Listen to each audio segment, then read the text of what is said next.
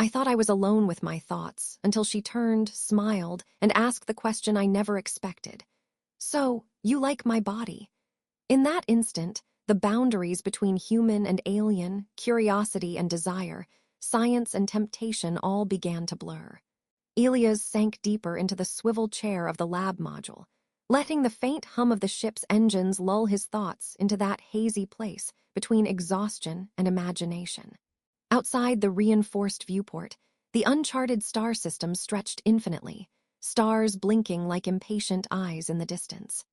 He rubbed his temple, trying to focus on the luminescent data arrays floating before him, holographic graphs of alien flora that pulsed and writhed as if they were alive, which in some ways they practically were. He had promised himself that tonight he would finish cataloging the specimens from the last planet before his mind completely wandered into idle fantasy. But already he was failing spectacularly. It wasn't the stars or the charts that distracted him. It was her. She had been quietly moving around the lab for the past few hours, humming softly as she calibrated instruments and adjusted delicate containment fields. Her presence was impossible to ignore, not because of her stature, her poise, or even the odd, flickering bioluminescent tattoos she sometimes wore, but because she existed in that uncanny space between human and something else entirely. The long ears, sweeping gracefully from her temples to the back of her head like some predatory songbird's wings, were the first thing he noticed, and they seemed to twitch ever so slightly when she focused, as if listening to frequencies only she could perceive. But it was the way her eyes caught the dim light, pale, glimmering, colors that shouldn't exist in human vision. That had the unfortunate effect of making Elia's attention wander into uncharted territories of imagination. He shook his head, muttering under his breath, "Focus, Elias. It's just work, just plants." Just, his voice faltered, and he realized he'd trailed off completely, staring as she bent over a containment tube, hands sliding over delicate alien vines that seemed to coil in response to her touch. He swallowed, catching the absurdity of it all. Here he was, a scientist supposedly devoted to understanding life forms, and instead, he was imagining the contours of her body as if he were sketching anatomy from some obscure, forbidden textbook. His blush heated his ears beneath the headset. "Lost in your thoughts again?" Her voice broke through, melodic, teasing, impossible to ignore. He jumped, nearly tipping the chair backward, and looked up to see her standing there, a hand on her hip, an eyebrow quirked, a smile that promised amusement and mischief. I know, just reviewing the data," he stammered, waving vaguely at the floating holograms as if that could explain why his heartbeat had suddenly decided to compete with the ship's engine hum. She tilted her head, long ears swiveling with the movement, and her smile widened. "Right, reviewing the data." She stepped closer, her boots making barely a whisper against the polished floor. "Because obviously one must review data in that asterisk posture," she added, her gaze sliding downward in a manner both absurdly formal and deliberately teasing. Elias groaned inwardly, hiding his face in his hands. "You're impossible," he muttered, though the words came out with less irritation than he intended. He peeked through his fingers, and she laughed, a musical, airy sound that made the lab feel inexplicably warmer. "I prefer challenging," she said, giving a mock bow. "Easier than actual work and infinitely more fun." Elias rolled his eyes but couldn't help the grin that tugged at the corners of his mouth. He knew better than to try to outwit her. She seemed to anticipate human reactions with unnerving precision. Still, he attempted to regain some semblance of authority. "You know, technically, I'm supposed to be the scientist here," he said, gesturing toward the floating flora. "I catalog, I observe, I strictly observe." "Strictly observe," she repeated, echoing him with exaggerated seriousness. Then, without warning, she leaned close enough that he could feel the faint warmth of her presence and whispered, "So, you like my body." He froze, the words hitting him like a gravity wave. For a moment, his mind blanked entirely, the data, the plants, the universe itself dissolving into a single, vivid awareness of her. He sputtered, trying to form a reply that didn't involve stammering or spontaneously combusting. I mean, strictly as observation," he finally managed, his voice high and awkward. Her laugh tinkled like crystal in zero gravity, and she tapped his shoulder lightly. Relax, human. I'm not judging. Curiosity is natural, though I must say your reaction is far more entertaining than your data analysis. Elias rubbed the back of his neck, feeling heat creep up again. You're enjoying this too much, he muttered. I'm a professional, she said, feigning seriousness while one of her long ears twitched in amusement. Entertainment is part of the protocol when humans start daydreaming about me. It's required. He groaned. I knew I should have brought my coffee, or maybe a restraining order. She leaned back, pretending to think, then nodded solemnly. Yes, a restraining order, that might work, or better yet, a signed waiver of feelings. She paused dramatically, though I hear those are rarely effective. Elias couldn't help but laugh, a genuine, relieved sound. He felt some of the tension slip away, replaced by the absurd humor of the situation. It was impossible not to be drawn in by her presence, the way she moved, the subtle gestures, the interplay of intelligence and mischief that made everything else fade. Hours passed like this, a blend of work, teasing, and small jokes. They tested the alien plants together, she occasionally making quips about his clumsiness in zero gravity, and he retaliated with mock-serious lectures about human superiority in data interpretation. At one point, a small containment tube sprung a leak, spilling luminous spores into the air. Elias panicked slightly, flailing his hands in an exaggerated fashion, while she simply rolled her eyes and flicked the spores aside with a single graceful motion. You know, you humans really overcomplicate everything, she said, smirking. Even danger is just dramatic for you. Hey, dramatic is a survival trait, Elias shot back, though he couldn't help laughing at his own absurdity. The spores floated lazily around them, glowing in soft blues and greens, and the lab's lighting cast them in surreal patterns, like stars tangled in a net. By the time the emergency subsided, they were both laughing, breathless, eyes gleaming. There was an unspoken understanding forming amidst the humor. Curiosity had evolved into something more nuanced, and the playful teasing was as much about testing boundaries as it was about connection. As the ship drifted through the unknown star system, Elias found himself looking at her not just as an alien, not just as a creature of impossible beauty and grace, but as a companion, a co-conspirator in absurdity and wonder. Her long ears twitched again as she caught him staring, and she winked. Daydreaming again? Maybe, he admitted, shaking his head. Maybe, but it's research, purely scientific. She laughed, and for the first time since the journey began, Elias felt entirely, irrevocably human. Hours faded into the rhythm of the ship, laughter mingling with the soft hum of engines and the silent gaze of distant stars, and the night stretched endlessly ahead, promising more moments of curiosity, teasing, and the slow, playful unfolding of something neither entirely human nor entirely alien. Elias woke to the gentle vibration of the ****, the ship's artificial gravity humming softly under his feet as he stretched and yawned, the lingering warmth of sleep still thick around his shoulders. Outside the viewport, the stars swirled lazily as the vessel drifted through the uncharted system, alien worlds spinning silently in the void.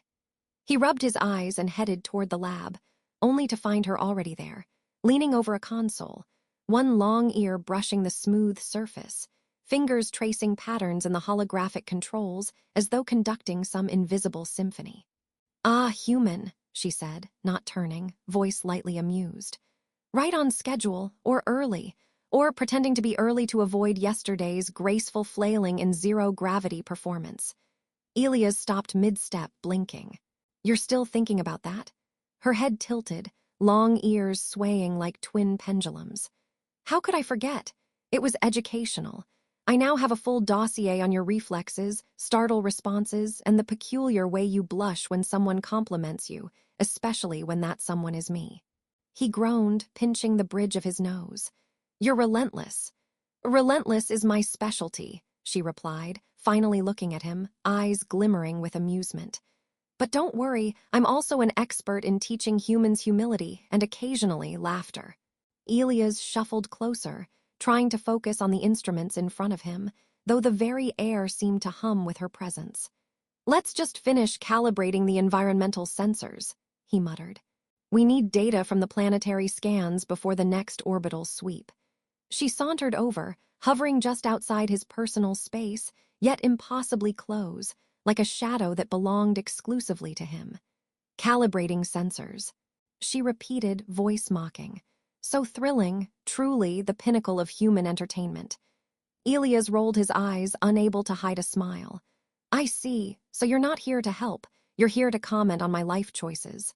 And other life forms, apparently, she said, leaning over, hand brushing his as she adjusted a sensor. The contact was fleeting, deliberate, and sent an odd spark of awareness through him. He jerked back slightly. You're enjoying this far too much, he said, feigning sternness. I already told you, she replied, mock-serious. Entertainment is a required protocol for human engagement.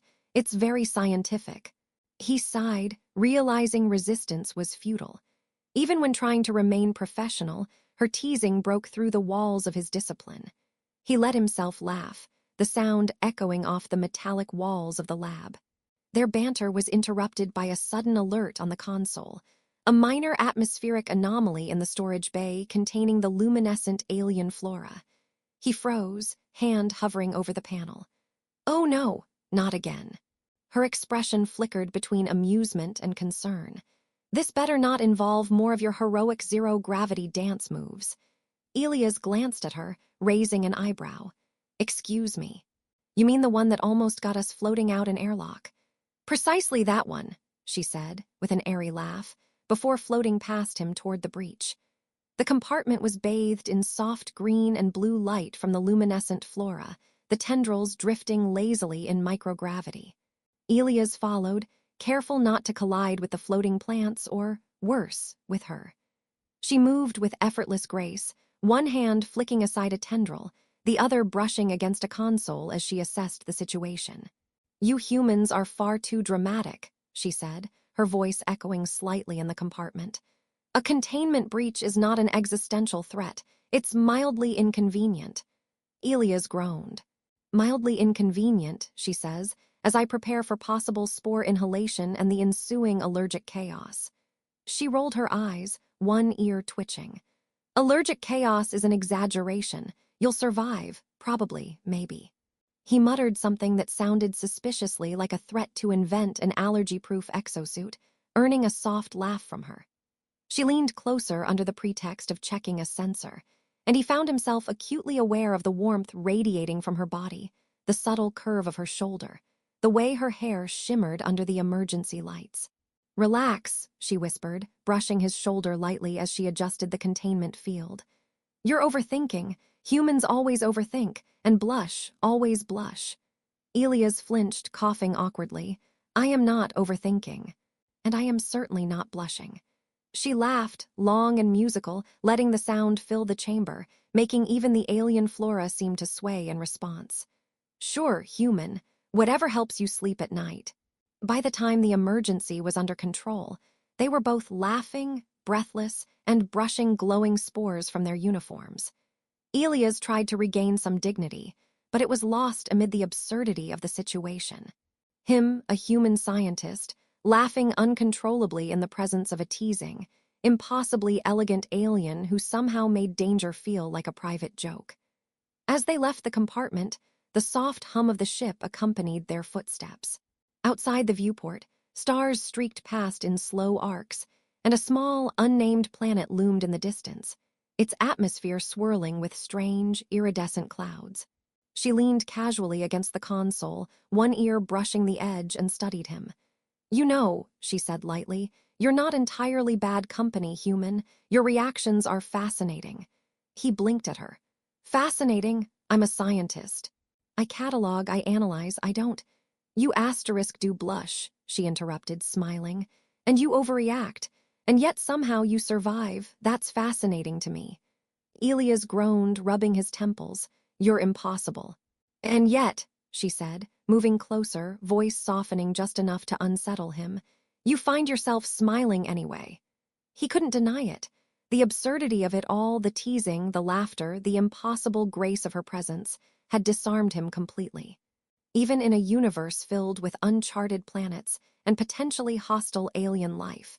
This simple, human-alien interaction had become one of the most unpredictable and engaging phenomena he had ever encountered. Hours slipped by as they continued their work, punctuated by light-hearted arguments about proper sensor calibration, jokes about his supposed lack of spatial awareness, and playful mimicry of each other's reactions to zero-gravity quirks. She would sometimes mimic his startled expressions with exaggerated flair, and he retaliated by intentionally misreading sensor data, making her laugh at his absurd errors. The lab became a theater of small, playful battles, a private arena in which curiosity, humor, and subtle tension intermingled. He began to notice the small things, the way her long ears twitched when amused, the shimmer of her eyes in the dim lights, the faint, almost imperceptible rhythm of her breathing when she focused on a task. Every glance, every brush of a hand, every teasing remark carried layers he was only beginning to understand. Toward the end of the day, they took a break in the observation deck, the glass stretching endlessly before them, the cosmos vast and mysterious. She leaned against the console, arms crossed, smirking at him. "Human," she said, voice lightly teasing, "you do realize that staring at stars is just another excuse to daydream about me." "I do not," he replied immediately, though the slight heat rising to his cheeks betrayed him. "Oh, come now," she said, laughter in her tone. "You've been caught and you know it. Admit it, just a little." He sighed, pretending to glare, though he couldn't hide the smile tugging at his lips. "Fine. Maybe I admit that occasionally in moments of professional observation, I've noticed your data collection techniques." She laughed, the sound warm and bright. Noted asterisk human, noted asterisk. As the ship hummed around them and the stars wheeled endlessly outside, Elias realized that the strange, impossible alien with the long ears, teasing grin, and impossible charm had begun to invade every corner of his thoughts. And somehow, through laughter, absurdity, and gentle teasing, she had begun to make the vast, cold cosmos feel infinitely warmer.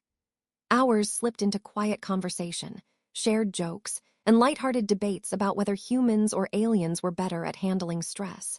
Their banter a delicate dance that balanced humor, curiosity, and a strange, budding intimacy. Elias felt a thrill not just from her appearance, but from her mind, her audacity, and the effortless way she drew him into her orbit. By the time they finally parted for rest, there was an unspoken acknowledgement hanging in the recycled air of the ship. The teasing, the jokes, the laughter were only the beginning. Something deeper, something delicate and thrilling, had begun to take root between human and alien, curiosity and desire, humor and trust.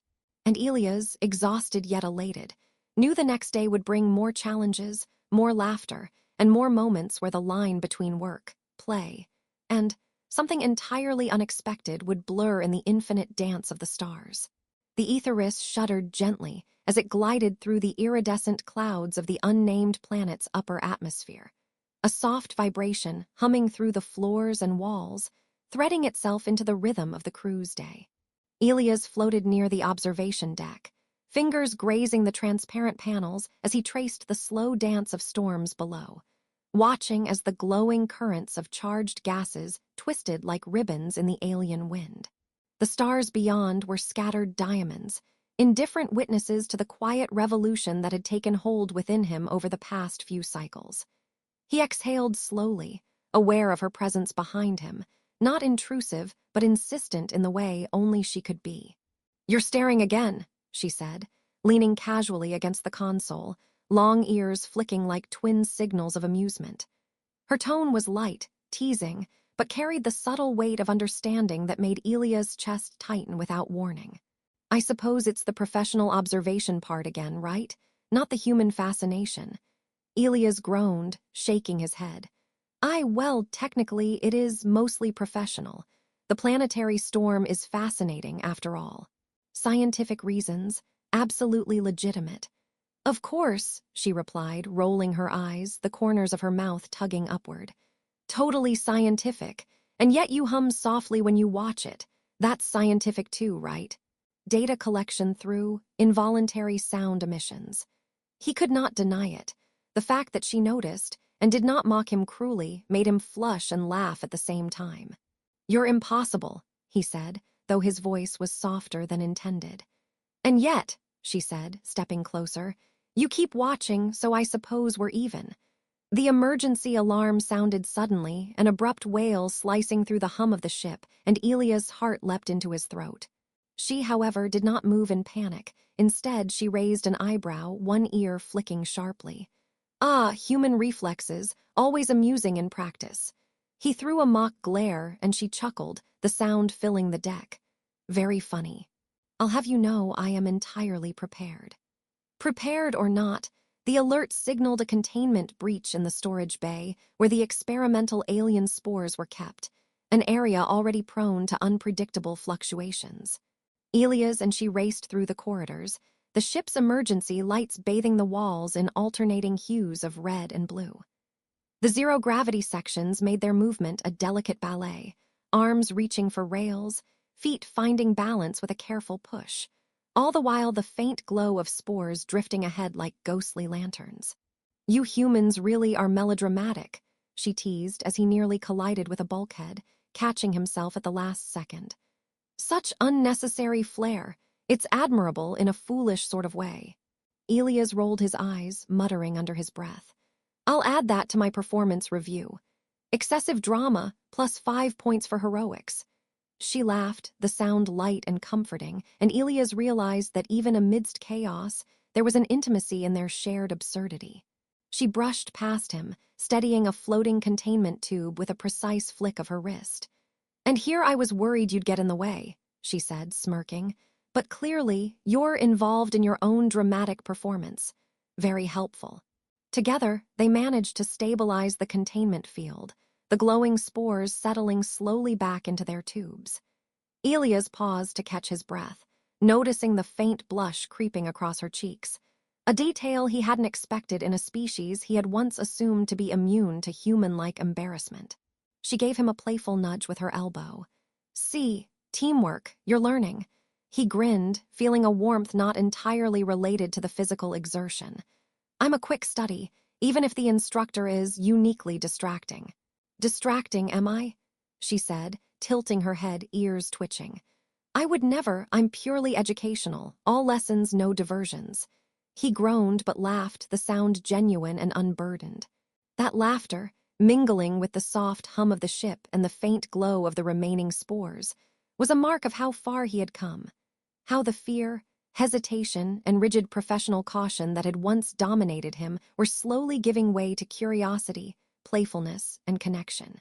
Later, in the observation deck, the storm below had quieted to a subtle glow, painting the room in shades of violet and gold. Elias and she floated in the low gravity, arms brushing occasionally as they adjusted the navigation controls for the next orbital scan.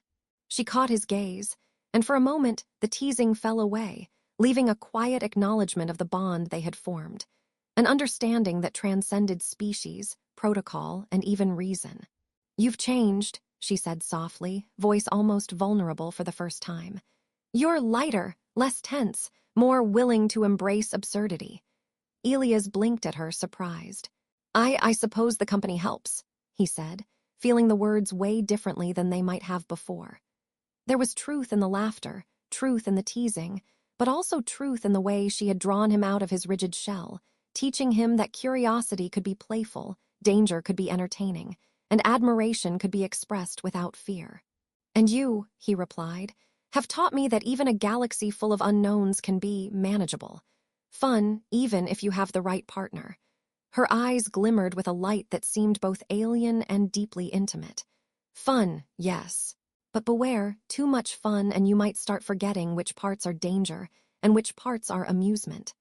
He chuckled, reaching out instinctively, hand brushing against hers. She didn't pull away, letting their fingers hover in that delicate balance of familiarity and tentative trust. "I think I can handle it," he said, voice soft, carrying a quiet certainty that had been absent when he first met her. "Especially if you're here." For a long moment, neither spoke, letting the ship hum around them, the stars stretch endlessly beyond the glass, and the quiet presence of one another fill the spaces that words could not. They shared small, fleeting touches, light laughs over imagined zero-gravity mishaps, and whispered speculations about the strange worlds they would chart together next. By the time the next orbital scan was complete, Elias realized he had changed in ways both subtle and profound.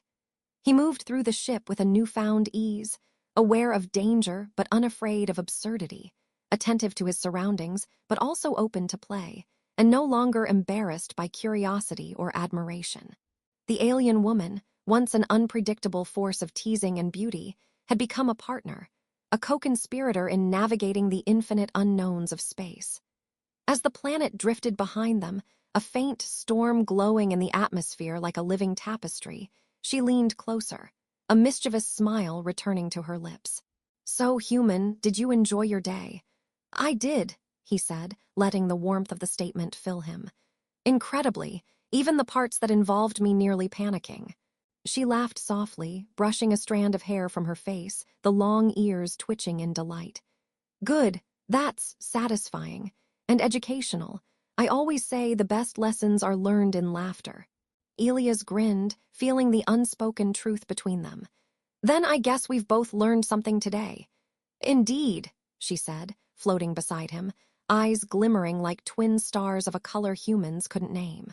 "And tomorrow, who knows? More chaos, more laughter, more." She paused, letting the implication hang, soft and inviting in the hum of the ship. Elias smiled, a slow, contented curve of lips, and nodded. "More, I think. Definitely more." They watched the stars together, letting the quiet, infinite expanse of the galaxy stretch before them. The ship hummed around them, steady, familiar, and alive with possibilities. The minor crises, the laughter, the teasing blushed moments. All of it had formed a tapestry of growth, curiosity, and connection that would guide them through the vast, unknowable universe ahead. Elias leaned back slightly, relaxed in a way he hadn't been